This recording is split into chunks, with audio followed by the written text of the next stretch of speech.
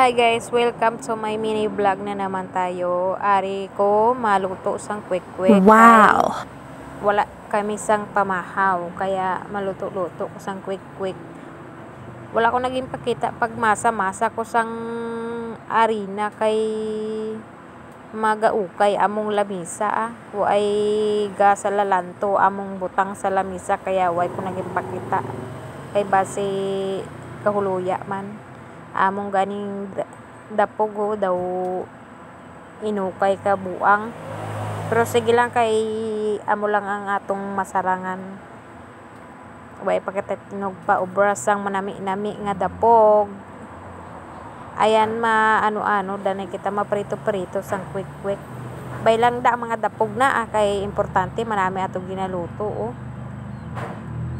Yung prito-prito ko kag kimburo baliskad kag nagprito ko sang squid ball na aron daw nami abi magkaon-kaon kay daw malamig-lamig nami magkaon-kaon sang makahang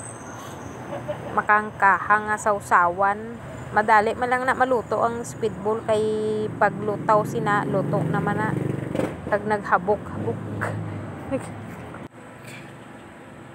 Maluto naman ko sang sawsawan nga makahang sang sauce bala na amo na ako magluto sang sauce daw gisa-gisahon ko para may sabor-sabor kag gisahon sa bawang kag butangan toyo nga gamay kag arina ang akong pangpalapot kag butangan sili butang sang toyo ging gisa-gisa ko danay kag intubian kag salaong ko pa na saga ng para madula ang mga bawang kag sibuyas aron kag bintang ko na arina. Way ko naging pakita kay nagainaway kami sang ido kay pagtalikod ko ginakuha na ang itlog. Oh no! Nagluto naman ko sang sawsawan nga langgaw nga makahang man Japon.